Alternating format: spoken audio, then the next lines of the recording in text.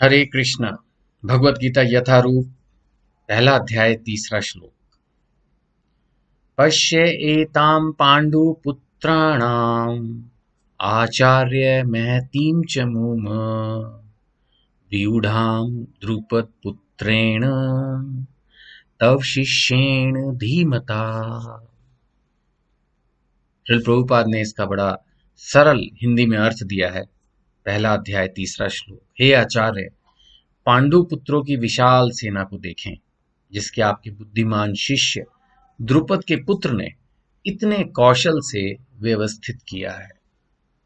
हमने पिछले श्लोक में भी इस बात को पढ़ा था कि दुर्योधन अपने गुरु के पास गया, समझदारी की, उनसे डिस्कस किया, और यहां पर भी हे आचार्य एक तरह से दुर्योधन ही कह रहे हैं कि पांडु पुत्रों की विशाल सेना को देखें। तो एज एन इंटेलिजेंट लीडर वो अपने कंपटीटर को असेस कर रहा है और कहीं ना कहीं जो चीज सही है, अच्छी है, उसकी प्रेज भी कर रहा है कि पांडु पुत्रों की विशाल सेना को देखें, जिसे आपके बुद्धिमान शिष्य द्रुपद के पुत्र ने इतने कौशल से व्यवस्थित किया है। यानी पूरा असेसमेंट उसने किया है कि यस, जो सामने की आर्मी है वो विशाल भी है, बड़ी है और प्रॉपरली ऑर्गेनाइज्ड है। क्वांटिटी में तो दुर्योधन की सेना बड़ी थी, लेकिन फिर भी कहीं ना कहीं उसको ये चीज लग रही थी कि आर्मी बेशक छोटी है बट वेल ऑर्गेनाइज्ड है। अब इस श्लोक में एक बुद्धिमान शिष्य द्रुपद के पुत्र का रेफरेंस आया है। अब जानते हैं वो कौन है? द्रुपद का पुत्र है, ये नीचे दिया हुआ है, धृष्टद्युम्न। ये मैं हाईलाइट नहीं कर पा रहा हूं। धृष्टद्युम्न। पहले के लोग दिव्य कार्यकलाप किया करते थे,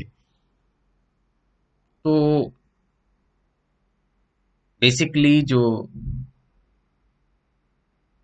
द्रुपद था, है ना, तो यहाँ बताया गया है कि अर्जुन की पत्नी द्रौपदी के पिता राजा द्रुपद के साथ द्रोणाचार्य का कुछ राजनीतिक झगड़ा था। वो एक अलग कथा है।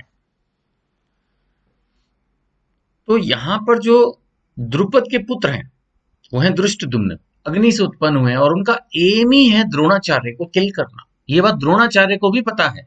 उसके बावजूद द्रोणाचार्य ने धृष्टद्युम्न को पूरी युद्ध शिक्षा दी।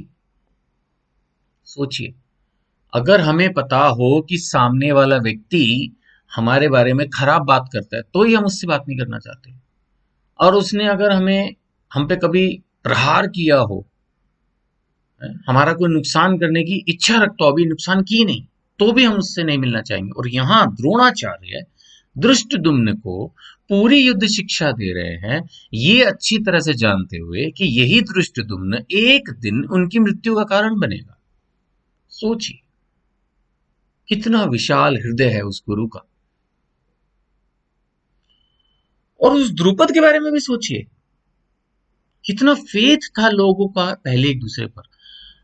उसको पता है उसका बेटा द्रोणाचार्य को मारने के लिए उत्पन्न हुआ है और उसी के पास शिक्षा लेने भेज रहे हैं। द्रोणाचार्य कोई कमजोर व्यक्ति तो था नहीं। वो अगर सोचता कि इससे पहले कि मैं इसको शिक्षा दूं, कल को ये बड़ा हुए फिर मेरे को किसी युद्ध में या वैसे मेरा मर्डर करे, मैं अभी इसको मार डालता हूं। तो द्रुपद भी ये बात जानता था कि द्रोणाचार्य ऐसा नहीं करेगा। यानी आज हम कलयुग में जी रहे हैं, उस समय स्थितियां अलग थी। लोग गलत हरकतें उस वक्त भी कभी कभी करते थे, लेकिन फिर भी कुछ मर्यादा, कुछ नियम, कुछ सिद्धांत उस समय थे।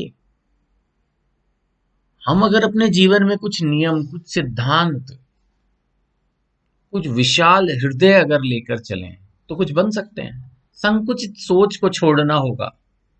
हर वक्त मैं, मेरा, मेरा प्रॉफिट, हर वक्त हम उसी व्यक्ति के साथ काम करना चाहते हैं। नहीं, आज टीचर उसी बच्चे को पढ़ाना चाहता है जो उसको बहुत सारा धन देगा, और यहाँ द्रोणाचार्य उस बच्चे को पढ़ा रहे हैं जो कल को उसको मार देगा। तो कहने का मतलब क्या है कि शास्त्रों को अध्ययन करके हमें समझना चाहिए कि जीवन जीने की ये भी एक शैली है, जहां हम दूसरों को माफ कर देते हैं या जहां हम दूसरे का भला करते हैं सोचे बगैर कि इससे हमें क्या मिलेगा या कल को ये हमारा क्या नुकसान कर सकता है। खैर, कहना बहुत आसान है,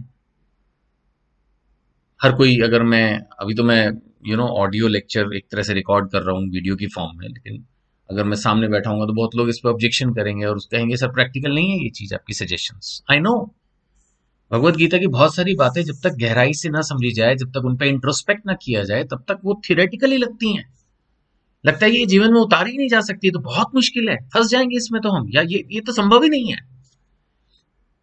लेकिन जब हम हरे कृष्ण कृष्ण कृष्ण हरे हरे, हरे राम राम राम हरे हरे, हरि नाम जप करते हैं, भक्तों के संग में रहते हैं, गुरु का आश्रय ग्रहण करते हैं, भगवान पर विश्वास करते हैं, दृढ़ विश्वास करते हैं, तो हमें प्रेरणा मिलती है कि छोटे छोटे कदम ही सही हम अपने आप को बदलें। दुनिया क्या करती है उसको छोड़ दीजिए सर, दुनिया तो पता नहीं क्या क्या करती है, पता नहीं क्या ही क्या करती है, अब क्या चर्चा करें, आप सबको पता ही है, उसको छोड़ दीजिए।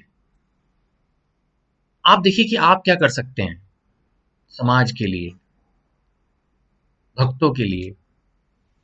आप क्या कर सकते हैं जीवों के लिए, गाय की सेवा में आप क्या कर सकते हैं, किसी गरीब की सेवा में आप क्या कर सकते हैं, किसी बीमार की आप कैसे मदद कर सकते हैं, माता पिता की सेवा कैसे कर सकते हैं, देश के लिए क्या कर सकते हैं, कुछ कर सकते हैं।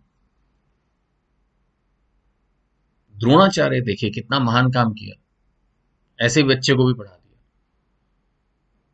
तो कहने का मतलब है कि जब हम गीता सुन रहे हैं, समझ रहे हैं, तो उसको अपनी लाइफ में प्रैक्टिकली कैसे लाएंगे, दैट इज अ पॉइंट। चलिए चर्चा करते रहेंगे, अभी तो तीसरा ही श्लोक है, 700 श्लोक है भगवत गीता में, तो चर्चा जारी रहेगी। हरे कृष्ण।